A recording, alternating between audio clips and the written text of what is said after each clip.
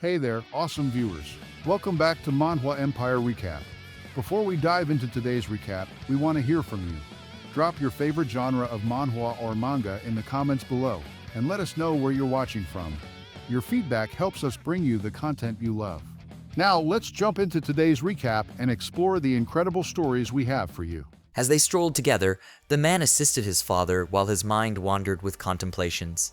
He pondered what actions he should take if he found himself in a situation where everyone wished him harm simply because he was not born in the right place. As they walked, newspapers scattered across the roads, carrying headlines about illegal Atlantians crossing the border. Continuing their walk, they passed by a store where a TV broadcasted news of a mass arrest. The man felt uneasy as his mind wandered to other concerns. The news broadcast was abruptly interrupted by a massive cyber attack, disabling the transmission. The terrorists featured in the news were depicted wearing black masks. And suddenly, the man came to a stop in his tracks as he walked. He realized that the terrorists mentioned in the news were right in front of him. As they walked past him and his father, a wave of terror washed over him. Amidst the chaos, he understood that their primary goal at that moment was simply to survive. He entered the store and called out the name Brennan. Brennan called him Gnome and asked why he was there. Brennan inquired about the reason for his presence there. Gnome explained that he suspected his dad had contracted the virus, and he didn't know what to do.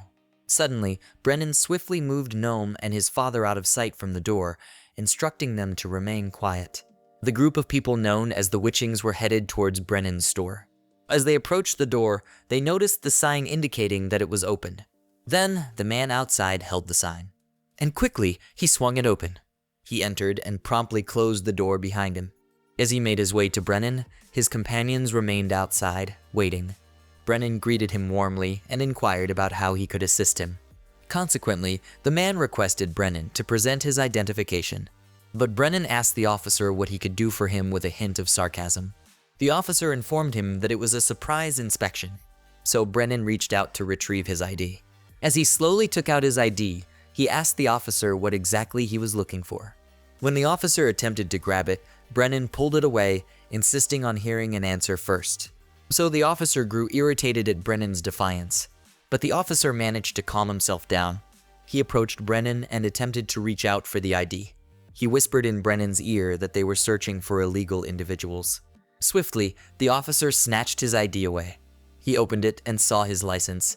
While the officer examined it, Brennan felt anxious. Brennan nervously glanced around, his eyes darting about.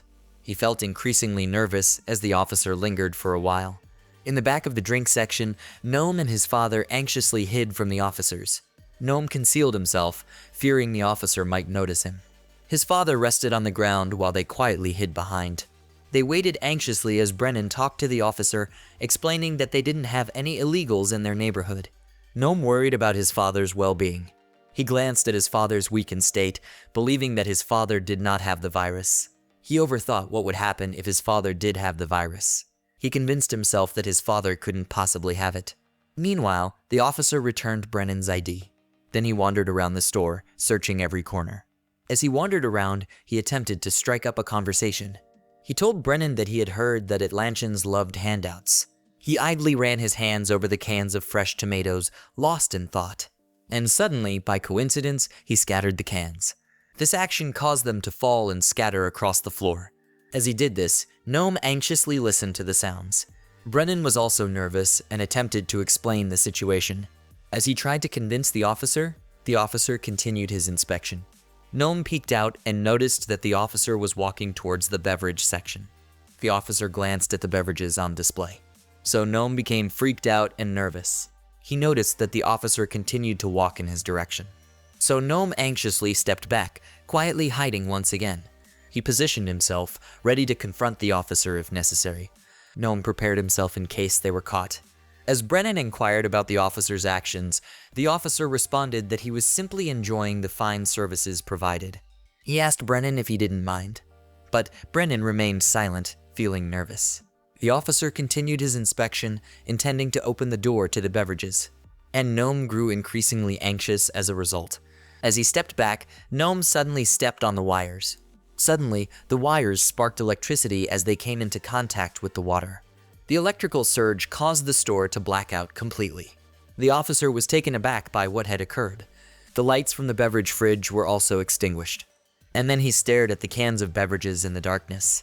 He began to notice something strange. He saw that a light emerged from the beverage section. On the other hand, Gnome was nervous because of what had happened. He looked at his father, pondering whether it was the magic caused by the virus. As he observed his father glowing in the dark, he realized that his father truly had the virus. So Gnome became increasingly worried, but he reassured himself that they wouldn't allow the officer to take his dad. He patiently waited to see what the officer would do next. On the other side, the officer grew more suspicious. The officer was anxiously trying to see from behind, and Gnome was prepared to confront him if necessary. Nervous tension grew between them as they stood facing each other. The officer opened the fridge and peered inside closely.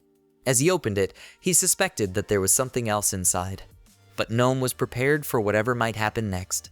On the flip side, Gnome patiently awaited the outcomes of his actions. He was ready to confront him in combat. However, suddenly, there was another electrical surge, and then the electricity was restored. Gnome calmly awaited the response of the officer. As the officer was about to inspect, Brennan considered distracting him. Brennan shut the refrigerator the officer was inspecting, surprising the officer with his action. Angry, the officer yelled at Brennan, instructing him not to touch him. The officer became increasingly furious upon realizing Brennan's actions, suspecting him of hiding something suspicious and thoroughly inspecting him. Gnome observed from the other side and witnessed the officer's growing anger. Due to Brennan's actions, the officer was compelled to use his powers on him. The officer's powers froze Brennan and took complete control of his body. Gnome felt scared as he watched the officer assault Brennan. The officer utilized his powers to lift Brennan's body and threw it directly onto the fridge. Consequently, Brennan crashed into the fridge, breaking its glass and scattering the beverages. During the crash, his cell phone slid out of Brennan's pockets. It fell onto the fridge during the commotion. Gnome noticed it, and an idea popped into his mind. He observed Brennan's cell phone within reach, contemplating whether to take it or not. Meanwhile, Brennan felt weakened, and the officer still maintained control over his body. The officer persisted in lifting Brennan's body further. On the contrary, Gnome quietly and slowly reached out for Brennan's cell phone. He quickly hid as he obtained the phone, considering the possibility of using the app he installed on Brennan's phone. He opened Brennan's cell phone, discovered the app, and thought about using it to hack into the controller. Upon seeing the app, he finally considered his options and what he could do. Conversely, the officer threatened Brennan, implying that he could potentially kill him. Meanwhile, Gnome continued executing his plan using the app. Brennan persisted in calling the officer trash despite the situation. On the other hand, Gnome opened the app and discovered there were codes. He observed numerous codes within the application. The officer became angrier due to what Brennan had called him. In response, he forcefully threw Brennan to the ground. While he was being thrown, Gnome began entering the app. Suddenly, emergency lights illuminated, accompanied by a cacophony of beeping sounds. The officer was taken aback by the sudden emergence of emergency sounds. To his surprise, water began pouring down from above. His companions heard the commotion and took a peek to see what had happened. The officer glanced at Brennan. Brennan said that it was the officer's fault that the alarm activated. Therefore, the officer remained silent, glaring at Brennan without uttering a word. The officer's companions urged them to leave, stating that Brennan's place was now in order. They promptly left and closed the door behind them. Brennan stood up and asked Gnome if he was all right. Nervously, Brennan became concerned as Gnome wasn't responding. He heard tapping sounds coming from behind the fridge. Gnome entered the code and deactivated the alarms. He turned off the emergency sounds and stopped the water. Gnome emerged from the room, and Brennan asked if it was his doing. He admitted it was him, handed Brennan's phone back, and asked if he was okay. Brennan, with a smile, assured Gnome that he was okay. Gnome then informed Brennan that his dad had contracted the virus. Brennan reassured him not to worry, stating that his dad couldn't have a virus. He assured Gnome that it was probably just a flu and attempted to get some medicine. Brennan handed out some medicines, and Gnome expressed his appreciation. Brennan told Gnome that he was just overthinking and advised him not to work too hard. Thus, Gnome agreed and told Brennan that he was always right. Brennan assured Gnome that nothing would happen to them, promising that he wouldn't let anything happen. Shortly, Gnome and his dad left Brennan's store and strolled through the streets. As they walked, Gnome's mind was filled with thoughts. He overthought that the war had ended years ago, but to him, it didn't feel like it. He realized that people with viruses like his dad were targeted and wanted dead. He knew the authorities blamed them for bringing the disease. Gnome glanced around before continuing to walk, inspecting the surroundings for any signs of authorities. He noticed soldiers in the vicinity, prompting him to find a hiding spot. He changed direction and went the other way to avoid the soldiers. Gnome assisted his father, providing support as they walked. Exiting the mini tunnel, he spotted a playground.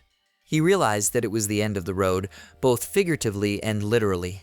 This realization heightened his worry as he continued carrying his father. Despite the worry, they continued walking towards the end. He gazed at the city, pondering the implications and hardships they were facing. He realized that there was more to their city than being a proud nation of Carolinia. Consequently, he felt a sense of helplessness, as if there was nothing to do. Shortly, he turned his gaze away from the city. Quickly, they hurriedly returned to their home. Gnome suddenly came to a halt, coughing severely. Looking at his hands, he was taken aback, surprised by something. He saw that his hands resembled the virus and realized that he had caught it. Gnome cried as he thought of the severity of catching the virus, realizing it heightened the danger to his life. Gnome kept walking, disregarding the signs of the virus he was experiencing, and promptly entered their home. Upon entering, he helped his father get ready for bed. While assisting his father, he couldn't help but overthink. On his laptop, it displayed evidence that he had committed a cybercrime, specifically hacking. As he helped his father sit down, he advised him to move slowly and stay calm. Gnome conveyed to his father that he had caused him trouble. However, his father simply lay there and stayed silent. Gnome inquired if his father had nothing to say, but his father still remained silent. He caught his father staring at a picture of his wife. Gnome, too, turned to glance at his mom's picture, reminiscing about the times he had spent with her. Observing his mother's radiant smile in the photo, Gnome reminisced about the happy times they shared as a family when he was a child. He couldn't help but reflect on the happiness he experienced with her during his childhood. Contemplating this, a wave of sadness washed over him as he observed his father. He turned the picture of his mom toward his father, encouraging him to talk to her as much as he wanted. Shortly after, he went to the kitchen, silently wishing that his mom was still there. He opened the cabinets, searching for some food. As he opened them all he encountered was emptiness. He turned to the fridge and found that there were still some foods left. Moreover, he then grabbed the cheese and bread. He organized it and placed the cheese onto the bread. After finishing the preparation, he stood up and went to his father. He offered it to his father, advising him to eat it before taking the pills. However, his father wasn't responding, and he continued trying to convince him. Yet, he noticed that his father's eyes were filled with tears. Worry consumed him, prompting panic to set in. Shortly after his dad's tears fell, something strange occurred. Fear gripped him as he witnessed blood mixed with his father's tears. Quickly, he went to find someone for help. He left the house and went to look for Miss Brown. Panic overcame him as he feared the situation might be severe. Hurriedly running to Miss Brown's place, he shouted her name. Reaching Miss Brown's place, he hurriedly reached out to the door. Quickly opening it, he called her name and was trying to find her in her apartment. To his surprise, he saw Miss Brown lying on the bed. Feeling anxious, he called out her name, desperately seeking a response. Worried, he approached, continuing to seek her response. He slowly reached out to her, wanting to see her condition with his own eyes. As he grabbed her shoulder and turned her body into his sight, he saw something unexpected. Surprised and in disbelief, he realized that Miss Brown had also caught the virus and was experiencing the same thing as his father. Frozen in disbelief, he couldn't fathom what was happening, fearing that everyone was dying and the virus was everywhere. Fear washed over him, and he couldn't help but wonder what the authorities would do in such a situation. Hearing sirens outside, he feared that everyone catching the virus meant the police would resort to extreme measures like burning them all. Gnome felt as if his head was spinning, unable to think properly. He left Miss Brown's place, covering his ears to block out the sound of police sirens, overwhelmed by the situation. As he was walking, he felt a strange feeling enveloped him. Consequently, Gnome slowly walked down the hallway, feeling as if he couldn't continue any further.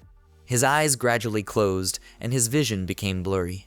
As he neared his home, he found it difficult to continue, with everything around him appearing to spin. But he still managed to reach their door. But he found it hard to enter as he perceived it strangely. In his vision, he saw other doors in front of him, each with different colors. His eyes widened in disbelief, and he was sweating all over. Shortly after, he forced himself to enter the door. To his surprise, he bumped into the wall instead. This caused him to fall to the ground, hitting his head. Gnome cradled his head, feeling the pain from the impact, and slowly tried to get back up.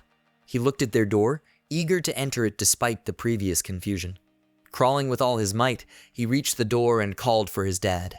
Gnome felt strange and unwell, sensing something enveloping him, weakening him. Suddenly, he coughed severely, covering his mouth with his hands. Shortly after, he vomited all over the ground. This created a tinged feeling, causing him to turn his gaze upward as he felt a surge of the virus coursing through his body. Shortly after, his eyes started to change, mirroring the transformation he observed in his dad. His eyes widened in disbelief as he noticed the strange changes happening to him and within his body. In that moment, Gnome thought that he held something strange in his hands. He thought he held something magical, similar to a storm in his hands. Gnome couldn't feel a thing, but he could see it. All along, he thought it was the fever, but then something even stranger happened, and a lightning-like feeling surged all over his body. It coursed through his entire body, leaving him feeling utterly helpless. Shortly after, he felt as if he was going to pass out. In a short moment, Gnome lost consciousness. As the strange sensation ran through his body, his strength waned, and he slipped into unconsciousness. As a result, he fell to the ground, and suddenly, the authorities arrived. When they arrived, they saw Gnome unconscious on the ground. While unconscious, Gnome experienced a subtle connection and a sensation similar to lightning coursing through him. He sensed it running throughout his entire body. In his mind, it seemed like it was attempting to establish a connection with him. He sensed the magic coursing through his body, spreading and processing throughout. Within that connection, Gnome experienced a slight sense of anxiety as he contemplated it. The magic's influence began to affect him, and concern spread across his face. As a result, Gnome regained consciousness, slowly opening his eyes. Upon opening his eyes, he was greeted by a gentle light and a clear background. He reached out and realized it was just a cloth resting on top of him. Shortly after, he removed the covering cloth and sat up slowly. Curiously, he pondered his whereabouts. Suddenly, he detected a peculiar scent surrounding him. Curious, he pondered what it might be and considered that the scent resembled something familiar. He realized that the smell resembled that of deceased individuals. As he turned his gaze around, he was surprised to see something unusual. Surprisingly, he discovered lifeless figures placed beside him, prompting him to stand up hastily in realization. Upon standing, he moved cautiously, wandering around the room he found himself in. He wondered why he was placed together with the deceased individuals. Continuing his walk, he spotted a door ahead. About to open it, he felt a peculiar sensation emanating from his hands. Startled, he hesitated for a moment, unsure of the sensation. He realized that there was a CCTV camera observing him. He shifted his gaze slowly towards it, trying not to make it too obvious. Turning around, he was surprised to sense that someone was observing him. He scrutinized the CCTV camera, observing it intently. The camera displayed that Gnome had regained consciousness. The entire process of Gnome regaining consciousness could be seen clearly on the screen through the camera. His revival caught the attention of the authorities, prompting them to take notice. The woman spoke to her companion, instructing him to look at the screen. The man was surprised to see Gnome had survived, as they initially believed everyone placed together was deceased. They continued to observe him through the screen and saw that he was finding a way to get out. Gnome was surprised when the door suddenly opened. He was even more surprised when he was greeted by a group of people. The group of people held him, and he felt confused about what was happening. Hesitating, Gnome asked them to let go of him. Despite his request, the people persisted in holding on to him. To his surprise, they suddenly injected something into his neck. The injection made him feel dizzy. The woman explained that it was a sedative to help him stay calm. Shortly after, Gnome began to lose consciousness slowly. The woman continued to insist that they couldn't have him blowing their cover in that location. Later, he was placed in a bed and being dragged. They were transporting him to an undisclosed location. The individuals then radioed to inform someone that Gnome was secured. After a while, Gnome found himself resting on a bed, and his clothes had been changed.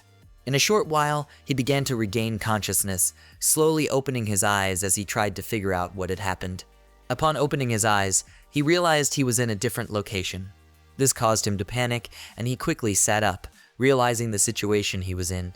Sitting up, he was greeted by a woman sitting in front of him who acknowledged his awakening.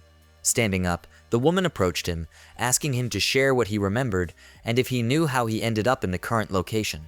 Gnome attempted to recall the events that had transpired earlier. While pondering, thoughts of his dad crossed Gnome's mind. He recalled the image of his dad tearing up with blood. The memory instilled fear in him, making him believe that his dad might be in a critical condition. He also remembered feeling confused about the numerous doors in front of him. During that time, something occurred, and he felt a surge of magic coursing through his body, leading to him losing consciousness. The last thing he recalled was a group of people arriving as he slowly lost consciousness and fell to the floor. Recalling this, he asked the woman about his dad, and she assured him not to worry about it. Confused, he struggled to comprehend when the woman told him that he had survived. The woman gently encouraged him to lie back in bed, explaining that there was a virus sugar outbreak in Durham. Despite the information about the outbreak, Gnome continued to inquire about the whereabouts of his dad. The woman advised him to rest, assuring him that a doctor would visit him soon. Gnome couldn't stop thinking about his dad. In the midst of his worries, he reflected on the memories of their happy family. Unable to shake his concern, he couldn't help but wonder if his dad was still alive. As the woman was leaving, he gripped onto his clothes. Begging the woman, he pleaded for information about his dad's whereabouts. Surprised, the woman felt pity for him. The woman sighed, finally revealing that he was the only one who had survived. The news shocked Gnome, leaving him speechless in disbelief. Gnome was left speechless by the startling news, struggling to find the appropriate words to respond as he lay in bed, tears streaming down his face. While shedding tears and reflecting on his father's demise, a voice emerged, urging him to awaken. He gradually opened his eyes, curious to discover the source of the voice. Upon awakening, he found doctors in the room instructing him to wake up and informing him of the need for tests. Following some time, the doctors conducted a comprehensive examination of Gnome's entire body. They also collected blood samples from him during the examination. Additionally, they thoroughly examined every part of his body. They even analyzed his urine. While the female doctor examined Gnome, the other doctors pondered why he remained silent. Conversely, Gnome compliantly followed the doctor's instructions. After concluding the physical examination, a variety of objects were placed in front of Gnome. He gazed at the objects as the doctor instructed him to make them levitate. His focus was on the square object, considering it his target. He raised his hands and attempted to channel magic. Consequently, he concentrated all his attention on the square object. He scrutinized it carefully, attempting to conjure something through his focused gaze. Despite his efforts, the magic still wasn't taking effect. Upon closer inspection, it remained unchanged. Gnome continued to struggle, unable to successfully manage the task. The doctors observed that Gnome displayed no signs of manifesting any magical abilities.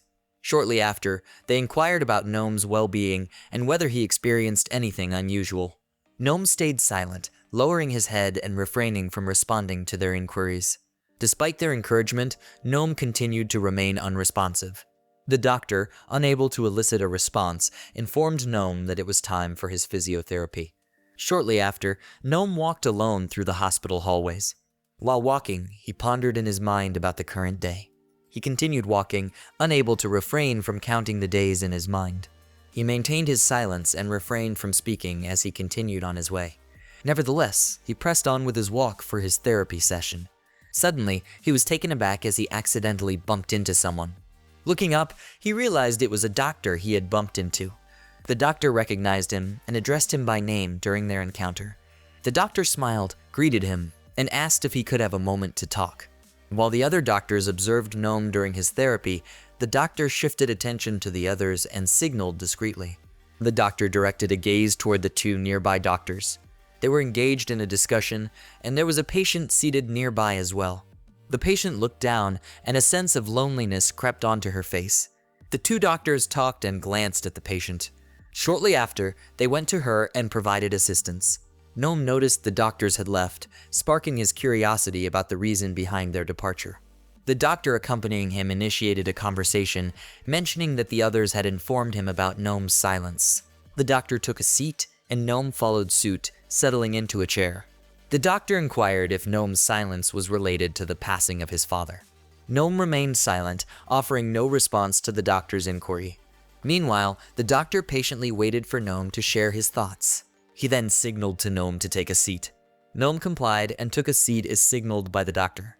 The doctor opened up, revealing that he too experienced the loss of a family member when he was Gnome's age. Upon hearing this, Gnome averted his gaze.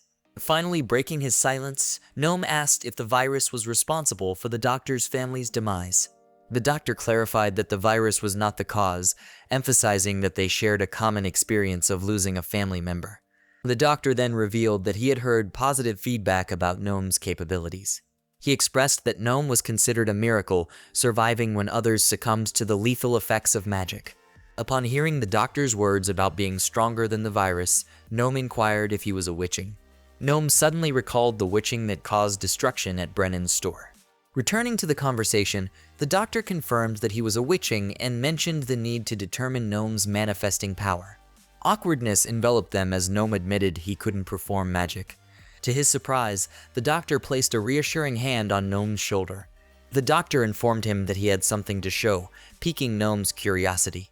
Gnome directed his attention to the screen that the doctor was presenting.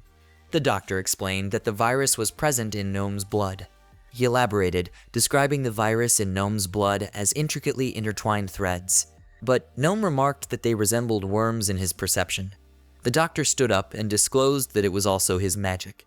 In response, Gnome also stood up, engaging further in the unfolding conversation.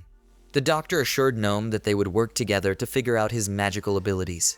Gnome, hesitant to set expectations, expressed his willingness to let the doctor try and discover his magical abilities. Gnome then extended his hand and shook hands with the doctor. The doctor, Kix Lehrer, expressed his pleasure in meeting Gnome and shared his own name. Upon hearing the name Kix Lehrer, Gnome suddenly felt a sense of familiarity, as if he knew that name from somewhere. He realized that he knew Kix Lehrer. He suddenly realized that Kix Lehrer was the person featured in a poster at their house. Gnome recalled that Kix had survived the catastrophe when he was 16 years old. Surprised, Gnome couldn't believe that Kix Lehrer was indeed the doctor he had encountered. As Kix was leaving, he cast a lingering gaze at Gnome for one last time. Then, he smiled warmly at Gnome before departing. Kix finally exited the room, leaving Gnome to ponder the unexpected connection. Gnome found it hard to believe that he had indeed met Kix Lehrer in person. Seeing Kix Lehrer in person surprised Gnome, as he had believed the stories about him to be mere myths. Gnome was discharged from the hospital after spending some time there. He observed the streets while the car passed through. Then, they went through a tunnel. Seated in the passenger seat, he couldn't help but contemplate. He pondered whether the authorities intended for him to be a witching. He clutched a document indicating Carolinia federal completion in his hands. The car came to a stop shortly after. A driver informed him of their arrival, and he expressed gratitude for her service. Upon exiting, he saw the entrance to the Carolinian Federal Complex. Gazing at it, he couldn't help but ponder. He wondered why they had been taken there by the people. Suddenly, he exited the car and headed towards the entrance. Gnome entered as the car parked in front, with the sun on the verge of setting. When he stepped into the venue, he was awestruck by its interior. As he wandered around, he couldn't help but notice that everyone there seemed enchanting as they walked by. Amidst the bustling crowds, he suddenly experienced a tingling sensation in his hands, as if he were connected to something. He felt the connection coursing through his entire body, enveloping him in its embrace. He turned around, the sensation of connection lingering in the air, as if it had a tangible presence. As he turned around, pondering the source of the magic, he laid eyes on Kix. As their eyes met, Kix flashed a smile, painting his face with warmth and welcome. In contrast, Gnome remained expressionless, simply staring without any visible reaction. Shortly after, Kix approached him, expressing hope that he hadn't been waiting too long. Gnome still couldn't wrap his head around the fact that Kix was standing right in front of him. Kix greeted him warmly, expressing how enchanted he was to properly make Gnome's acquaintance as he shook his hand. As Kix held his hands, Gnome experienced a peculiar sensation washing over him. As he stared at the marks on Kix's hands, a sudden thought struck him. In his childhood, Gnome had a fondness for reading books. The book he was reading explained that the freedom of witchings was tattooed on their hands with a black XS. Shortly after, Gnome withdrew his hands from shaking Kix's hand. but he couldn't resist the urge to continue staring at the mark on Calix's hand.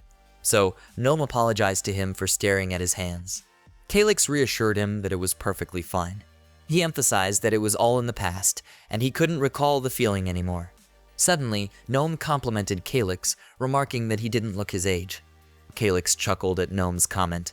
Suddenly, Gnome still felt the lingering sensation. He glanced around, trying to pinpoint where the magic sensation was originating from. He followed the sensation of the magic and noticed it leading toward a particular individual. As he looked at the woman, he realized she was already looking back at him. The woman maintained her unwavering gaze on Gnome and didn't avert her eyes. Feeling a bit unnerved, he couldn't help but be weirded out, but then Calix called him over. Gnome hurried to Calix as he suggested they chat away from prying eyes. As he was about to enter, Gnome cast one last glance at the woman, only to be surprised that she wasn't there anymore. Calix struck up a conversation, sharing with Gnome the sacrifices he had made, especially concerning his relationship with his father. Gnome suddenly remembered the time they hid at the store, and also the time when his father was on the brink of death. Gnome was surprised that Calix even knew about the store owner, Tom Brennan. All along, he knew that Noam Álvaro had a cybercrime record. But despite everything that had happened, he still ended up meeting Kix Lehrer. As Calix continued talking, Gnome felt the urge to speak up. He told Calix that he wasn't very patriotic, but Calix continued talking about what he was saying. While he was explaining, Gnome still couldn't help but glance at Calix's mark. After all the things Calix said, Gnome still couldn't understand and clarify what he meant to say. Calix clarified that he was saying he wouldn't ask Gnome to join level 4 if he didn't believe Gnome could make a real difference in their country. But Gnome remained confused despite Calix's clarification. Shortly, Calix turned around to face Gnome. He patted his shoulder and said that he was trying to convince him to stay. But Gnome expressed that Carolinia needed witches and explained that when the doctor said he was joining the team, it felt to him like it didn't sound like a choice. However, Calix assured him that there was always a choice. He came closer and emphasized to Gnome that he wanted him to choose his preferred choice. However, Gnome still felt hesitant, even though he knew he had nowhere else to go. He closed his eyes, contemplating whether he needed to voice what was on his mind. Shortly, he told Calix that he was stronger than he looked, and that he didn't need the school and their help. Hearing this, Calix remained silent, not satisfied with his answer. But to his surprise, Calix told him that he was relieved to hear it. Calix emphasized that they needed strong men and women to protect the ones who were weak. He emphasized to Gnome that if he made it through training, he would be able to use his power to help people. While he said this, doubts flickered in Gnome's mind. Calix laid his hands out, asking for a shake, while he said that when Gnome realized how strong he could be, he would want to stay. He shook Gnome's hand and said they just needed to find his presenting power. An awkward feeling enveloped them as Gnome was still confused about what to choose. Then Calix told him that he needed to meet others first. Gnome was confused and asked what others Calix was talking about. As Calix went ahead first, Gnome hurried to follow him. Gnome felt increasingly nervous as he stood by the door, eagerly anticipating the people he would encounter. Calix cautiously began to open the door. Upon opening the door, Gnome caught sight of a person. The individual standing before them is Dr. Howard. Calix approached Dr. Howard and informed Gnome that she was responsible for overseeing the level 6 cadets. After exchanging greetings with Calix, Dr. Howard turned her attention to Gnome. As Dr. Howard glanced at Gnome, her expression suddenly shifted. She initially focused on his outward appearance. Then she looked up, presumably to assess his attire. As she continued to observe him, her scrutiny intensified. Once she had finished observing him, Gnome greeted her. However, she didn't reciprocate the greeting and instead instructed Gnome to follow her. Gnome hesitated and attempted to explain that he wasn't sure if he wanted to go. But as he spoke, he suddenly realized that Calix wasn't beside him anymore. He was taken aback, rendered speechless, and felt a wave of anxiety wash over him as he stood there unsure of what to do next. With no other option, he reluctantly followed Dr. Howard as she shouted at him to hurry up. Dr. Howard led him through the area, starting with an explanation of the barracks. She also pointed out the bathroom facilities to him. Next, they proceeded to the kitchen to familiarize him with that area as well. They also visited the girls' dormitory to complete the tour. Dr. Howard then made it clear that the girls' dormitory was off limits, which embarrassed Gnome slightly. Lastly, Dr. Howard showed him to his current living quarters. Gnome hurriedly entered to inspect the room, and Dr. Howard encouraged him to choose an unoccupied bunk. Then Gnome inquired about his responsibilities now that he would be residing there. But when he turned around, Dr. Howard was nowhere to be seen. He hastened to catch up to her, but she was walking too quickly for him to keep pace. But suddenly, Dr. Howard turned around and informed him that he would have relatively few responsibilities unless he passed his entrance exams. Gnome was surprised and inquired about the nature of the exams. But Dr. Howard simply left, leaving him without any answers. After some time, Gnome ventured into another room and noticed beverages. He wondered why there were no people present in the vicinity. As he scanned the room, something caught his eye and grabbed his attention. He noticed a book titled Invitation to a Beheading. He became curious and picked up the book to examine its contents. When he opened the book, he found the name, Dara Shirazi, written inside, indicating that Dara Shirazi was the owner of the book. He was surprised to find a note inside instructing him to return the book to its owner. Suddenly, the door swung open. He turned around to see who had entered. A group of 3 people entered the room, engaged in conversation. After a while, the person ceased speaking, and they paused their movements upon noticing Gnome in the room. The pair of girls exchanged awkward glances and gestured to each other. Shortly after, the woman with blonde hair approached him and inquired if he was the new guy. Moving closer, she extended her hand for a handshake and introduced herself as Bethany. Gnome shook her hand in return, exchanged greetings, and shared his own name. After a while, they took a seat in the lounge area to catch up. Bethany complimented Gnome, mentioning that she found him interesting. Their male friend intervened, advising Gnome to simply ignore Bethany's comment. Then the guy introduced himself to Gnome as Tay. Bethany also introduced their other friend to Gnome. Ames, the girl with green hair, remained quiet during the introductions. As Bethany mentioned that Ames wasn't very friendly, Ames gestured a rude hand sign. Tay shook hands with Gnome and expressed that it was nice to meet him. Then Bethany opened up to Gnome, mentioning that she heard he was from the outside. Tay and Ames were suddenly surprised by the revelation, which quickly caught their attention. On the other hand, Bethany continued to interview Gnome about the tests. Bethany reassured him that the test was no big deal and that he would do just fine. Suddenly, Ames chimed in, telling Gnome that he wouldn't be sent directly to level 4 if he weren't talented. But Gnome admitted that he wasn't sure since he hadn't done any magic yet. He explained that Calyx just showed up at the hospital and informed him that he was being brought there. Upon hearing this, Tay clarified with Gnome if Calyx had sent them there. Then Tay asked Ames if she thought Dara knew that Calyx had sent Gnome. Continuing the conversation, Ames asked Gnome where he was from. Gnome hesitated before answering, considering that they might react if he told them the truth. But he eventually decided to tell them and mentioned that he was from the West Side. As he said this, Tay already knew where he was actually from. So Gnome felt anxious that they might say something mean about it, and he felt nervous about their potential comments. As he held the book, he asked if they knew about it. Tay responded, mentioning that he knew about it because it was known as a super Atlantean territory, and he had also heard that it's pretty crowded with refugees. As Tay mentioned it, Gnome already anticipated that he was going to say that, and suddenly found himself reminiscing about the time spent there with his father. Gnome suddenly felt a wave of sadness wash over him. But then, Gnome explained to Tay that there were no more illegal refugees there anymore. He emphasized that it was because most of them had died. When he said this, Bethany's expression changed to one of disbelief. Tay and Ames were also left speechless, feeling the weight of his words. On the other hand, Gnome fell silent, and his demeanor changed. When Gnome brought it up, everyone in the room felt a sense of discomfort and uncertainty about how to respond. Gnome sensed the tension and reminded himself to stay calm and act friendly. He reminded himself that nothing would be resolved if he engaged in a fight at that moment. So he broke the silence and clarified to them that what they said about the West Side being an Atlantean territory is true. Following his statement, Ames appeared slightly confused and annoyed by what he had said. Then, Tay stood up and suggested that it was just a matter of time before there would be an outbreak. Upon hearing this, Gnome recalled the time he witnessed infected individuals in their area. He also remembered the time when his father had already succumbed to the virus. He suddenly had a flashback of the difficult times he experienced while he was on the West Side. Despite the memories flooding back, he urged himself to remain calm.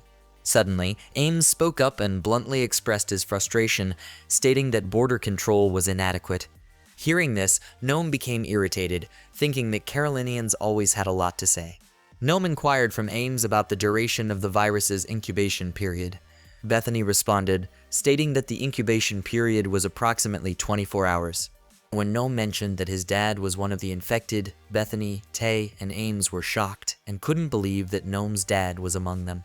However, Gnome reassured them not to worry because his father had survived and was no longer infected with the virus. He emphasized that he was confident that he was no longer contagious. Bethany reassured everyone, stating that even if Gnome were still contagious, they couldn't get infected again because they had already been through it. However, she warned him that regardless, he was about to face a world of trouble. Then Bethany asked if he had been reading the book in his hands. Gnome closed the book and replied that he wasn't reading it. Bethany advised Gnome to be careful because it was Dara's book, and Dara didn't like people touching his belongings. Then Gnome retorted that Dara should have left it out if he didn't want anyone touching it. Ames jokingly remarked that it was a risky stance to take, and she wished him good luck. As they continued their conversation, Tay asked Gnome what his presenting power was. But suddenly, someone knocked on the door. Shortly after, the person attempted to open it. To their surprise, it was Dr. Howard at the door, and she called the three of them over. She informed them that they were late. They stood up, acknowledged what she said, and began to prepare to leave. As they left, they bid goodbye to Gnome and wished him good luck. After they left, Dr. Howard called Gnome's attention. She informed him that it was time for his aptitude testing. Then Gnome asked her what exactly the aptitude testing entailed. She explained that they needed to assess what he could do and how well he could do it, including special affinities and boundary conditions, among other factors. But Gnome expressed his reluctance. However, Dr. Howard cut him off and assured him that it was a standard procedure and there was nothing to worry about. She then handed him a uniform and instructed him to put it on and accompany her. Gnome complied and quickly changed into the uniform Dr. Howard had given him. While he was changing, he couldn't help but think a lot. He put on his shoes afterward. Shortly afterward, he emerged into the hallway in full uniform. He silently followed Dr. Howard from behind. When they were about to enter, Dr. Howard advised him to try not to get lost. Upon opening the door, Gnome found himself standing in front of many people as the room was filled with a lot of individuals. As he glanced around the room, he noticed that they were all staring at him. He felt as though they were staring at him as if he were contaminated. Gnome felt as though people around him were expressing disgust. At that moment, he accidentally bumped into someone. He looked at the person and noticed that she is smirking at him. When the person passed by him, Gnome couldn't help but keep his eyes on them. At that moment, Gnome made the decision that he would learn magic. To avoid being looked down upon by others, he resolved to become a witching. He thought to himself that he would utilize all the teachings that Carolinia would impart to him. As he followed Dr. Howard, he was determined to become one of them to help Atlanta. Dr. Howard knocked on the door before entering, and then she was permitted to enter. Dr. Howard stayed behind, and Gnome continued to enter the room. Shortly after entering, he paused as he was met with a large group of people. He stood in front of many people, knowing that they would judge him. As he approached, he joined a cluster of individuals, with Kix Lehrer at its core. To start things off, the redhead woman addressed him using his full name. She inquired whether his name was of Carolinian origin. Gnome sarcastically quipped if she was attempting to discern whether he hailed from Atlantian or simply if he was white. As he responded, the red-haired woman glanced over at Kix. Then, another one of the judges inquired if his name indeed belonged to the former category. Gnome straightforwardly told them that his parents were Atlantian, so they inquired if this information was documented. Gnome replied, stating that it was not documented, but added that his parents were deceased. Upon hearing this, the room fell silent once more. Then he added that he was born in Carolinia and asked if they wanted to see his papers. But Kix reassured him that it wouldn't be necessary. Upon hearing this, Gnome was quite surprised, as he had been nervous about what they were going to say. He breathed a sigh of relief upon hearing that he didn't have to show his papers. Shortly after, Kix Lehrer instructed him to come closer. Gnome complied and quickly approached the judges. One of the men stopped him and informed him that he was close enough, while the other man beside him appeared nervous. The old man addressed one of the judges by name and instructed him to stand up. The man who stood up immediately used his magic.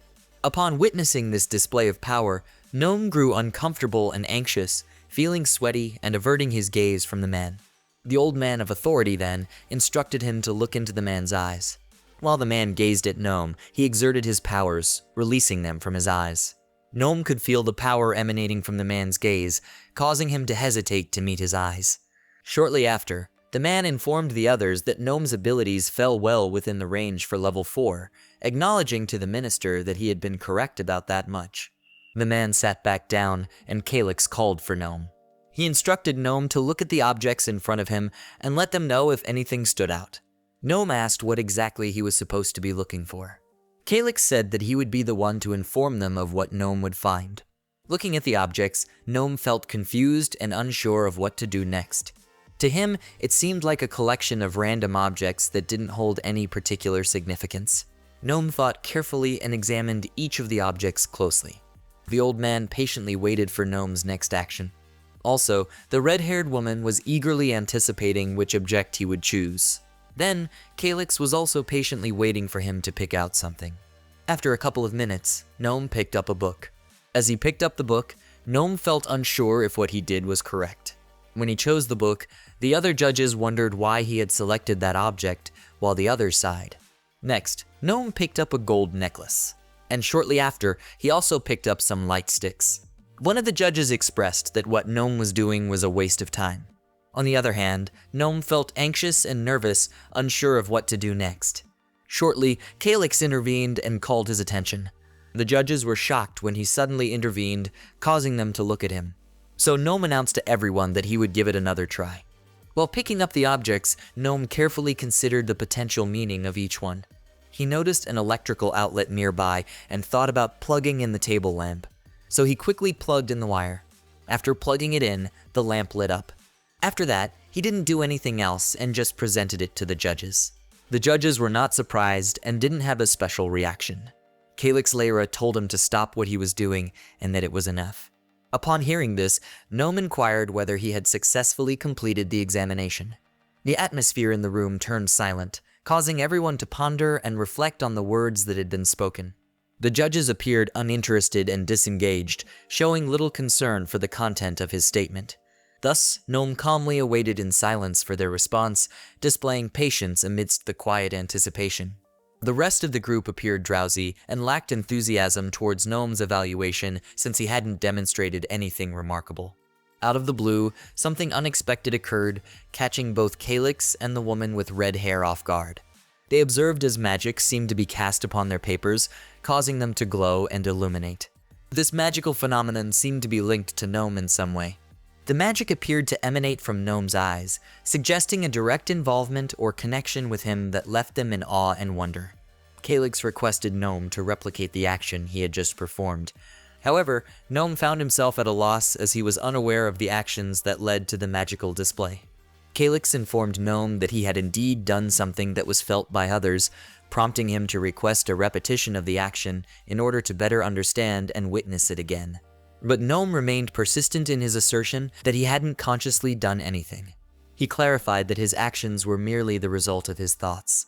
In response, Kix inquired about the nature of Gnome's thoughts. He explained that he had simply been imagining the content that the nudges were writing, which clarified the magical occurrence with the papers. The man directed the woman to showcase exactly as it was said. Then Gnome suddenly brought up a topic and it seemed like magic. The judges were astonished as he articulated precisely the words written on the paper. Gnome persisted in reciting exactly what was written on it. Finally, Gnome and the red-haired woman uttered precisely the same words. The judges were stunned, rendered speechless by what he had done. Meanwhile, Kix Lehrer was truly taken aback, while the others speculated that what he did was telepathy. Kix then clarified that it was technopathy. So Kix informed Gnome that his presentation skills were exceptional and rare. Suddenly, a bunch of numbers materialized in Gnome's mind. He found himself unconsciously connected to the numbers with his magical abilities. Kix expressed to him that he had never encountered a presenting Technopath before. After Kix revealed that he was a Technopath, Gnome couldn't believe it. Then the judges inquired if it was accurate that he had a lot of experience with computers, to which Gnome responded by stating that he had worked at a computer repair shop back home and also did programming in his free time. The judges then remarked that despite this, he hadn't graduated from 8th grade. The man inquired if there was a specific reason for that. Gnome responded affirmatively, indicating that there was indeed a reason. At that moment, he recalled his mother. In his mind, his mother's portrait was shattered. He was suddenly reminded of the moment when his mother ended her own life. The judges inquired whether his mother's suicide was the cause for his discontinuation of education. The judges then inquired whether he was experiencing depression himself. Gnome clarified that his father was unwell, and he decided to leave school in order to work and provide support for them. However, one of the judges interjected, suggesting that the situation may not be as Gnome perceived it to be. He stressed that he might not be fully aware, given his limited education. Gnome listened attentively to him, acknowledging that magic required specific knowledge in order to be utilized effectively. Out of the blue, the man executed a magical act. Gnome was taken aback when the man suddenly transformed into what seemed like a cyber display. The man explained that what he was demonstrating required some understanding of physics. He explained to him that the ball was the outcome of understanding physics, and then the ball gradually vanished. They also elucidated that to deflect a tornado from hitting the city, one must have knowledge about it. The man emphasized that one must possess knowledge of meteorology to accomplish it. Gnome asserted that he was not completely ignorant about it, as he had some understanding, indicating that he was not totally clueless. So the man informed him that he should also be aware that he couldn't attend classes without passing a placement exam. He explained that without knowledge, magic is useless. In their group of witching, the judges anticipated that Gnome would possess some powers. He conveyed to him that he expected their level 4 students to develop abilities beyond their current powers, and he was informed that he would never surpass being a Technopath. However, Gnome asserted that he was willing to learn. After that statement, Calyx simply stared at him, deep in thought. Gnome requested permission from the judges to be allowed to complete the test. His determination caught the judges off guard. While outwardly composed, Gnome was actually feeling extremely nervous internally. As he made the statement, the other judges turned to Calyx, seeking confirmation. However, Calyx was preoccupied with his thoughts and was fixated on Gnome, paying little attention to the others.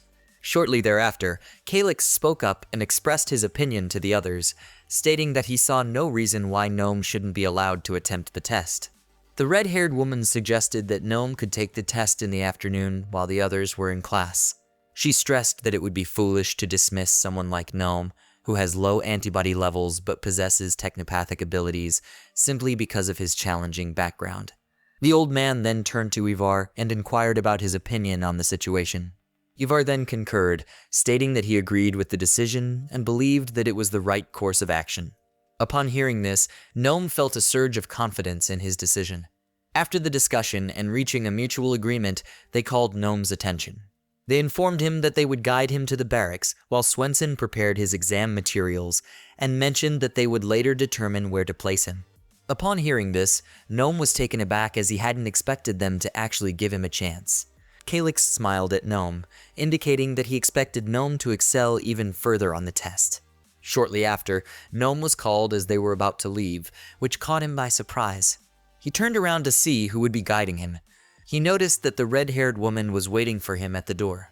Without hesitation, they proceeded towards the barracks, and Gnome simply followed her lead. As they walked, Gnome couldn't help but look around, taking in his surroundings. The woman entered the passcode on the door and informed Gnome that this was where he would be taking the test. As she inputted the codes, she explained that he would be returned to the dormitory afterward.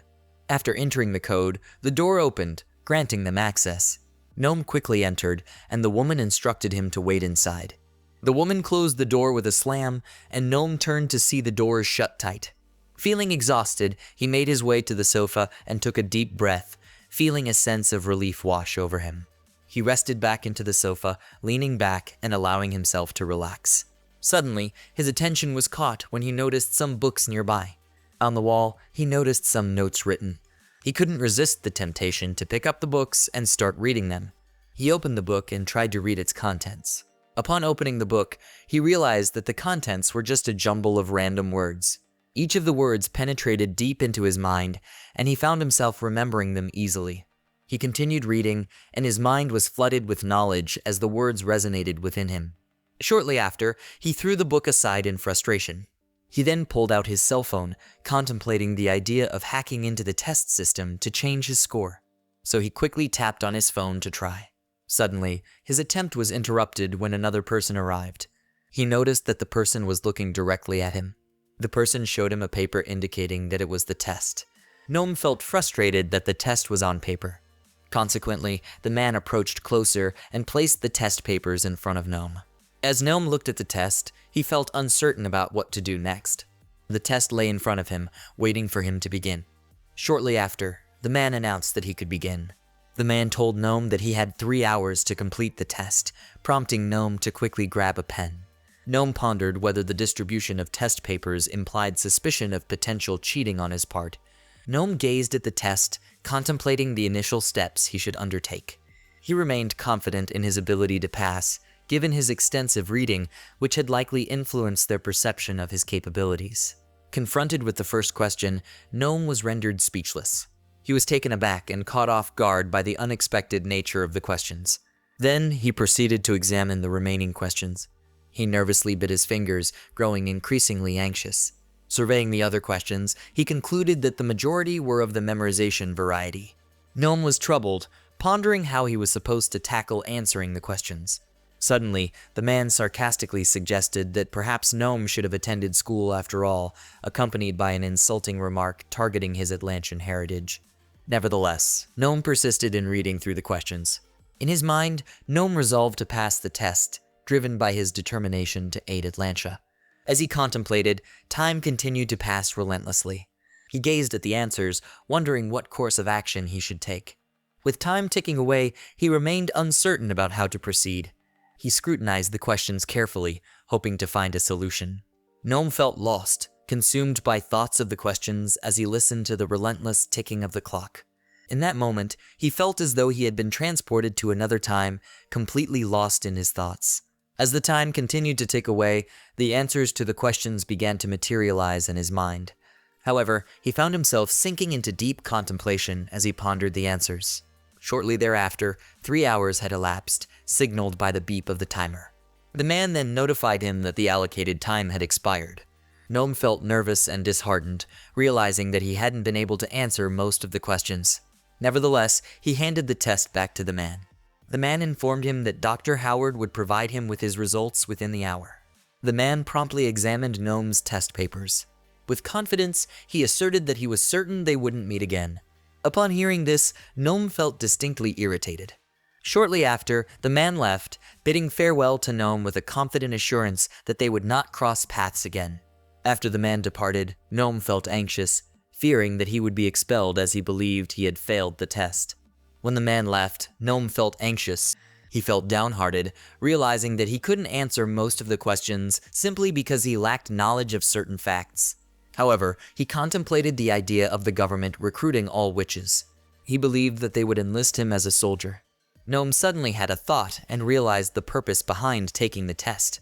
As he pondered this, he found himself gazing at Kix Lehrer's poster. He pondered that the purpose of him taking the test was to destabilize the entire place. Contemplating this, Gnome felt a wave of drowsiness wash over him. He realized he couldn't stay at the place, fearing he might go rogue. Therefore, he decided that he needed to learn how to control his powers. As he closed his eyes, he couldn't help but acknowledge that all his actions were driven by his desire to help Atlantia. As he closed his eyes, he drifted into a dream of his childhood days. In that moment, he found himself immersed in a memory of him and his family enjoying music and sharing joyful moments together. He also recalled a memory of his early fascination with computers, the first time Brennan had taught him. Then he dreamed of his mother cradling him in her arms. In his dreams, he heard his mother calling out his name. As she repeatedly called out to him, Gnome felt as though he was about to awaken from the dream. Shortly after, he opened his eyes and was jolted awake. To his surprise, it was Dr. Howard calling his name. Dr. Howard entered and approached him, apologizing for the delay. Gnome then asked if he had failed the test. Dr. Howard immediately apologized as he confirmed that Gnome had indeed failed the test. But Gnome reassured him that it was all right. He walked past her, ready to leave, and mentioned that he had already anticipated the outcome. Gnome was prepared to leave the room, while Dr. Howard simply stared at him in silence. To his surprise, Dr. Howard stopped him and informed him that he would still be required to stay, despite failing the test. She explained that despite his exam results, Kix Lehrer would mentor him until he could catch up with his peers. Hearing this, Gnome was confused and sought clarification on what she had just said. So, Dr. Howard clarified that he would indeed be staying at the facility. Gnome wondered why Kix had instructed him to remain at the facility. He asked Dr. Howard if Kix, the most powerful hero, would be teaching him algebra. Dr. Howard grasped his shoulders and assured him that there was no one more equipped than Kix for the task. But Gnome was still curious, asking why Kix would bother teaching him. She suggested that perhaps Kix saw him as an investment. So, Gnome pondered if Kix had a keen eye for technopaths like himself and speculated on what Kix's intentions might be. He pondered his intelligence and whether he was smart enough to stay one step ahead of Kix. Gnome agreed, then asked her to convey to Kix that he wanted a new computer. He also instructed her to relay to Kix that he wanted to maintain his jobs at the corner store and migrant center. However, Dr. Howard remained silent, simply staring back at him. She then suggested that he should convey his requests to Kix directly. She also informed him that his lessons would begin tomorrow after lunch.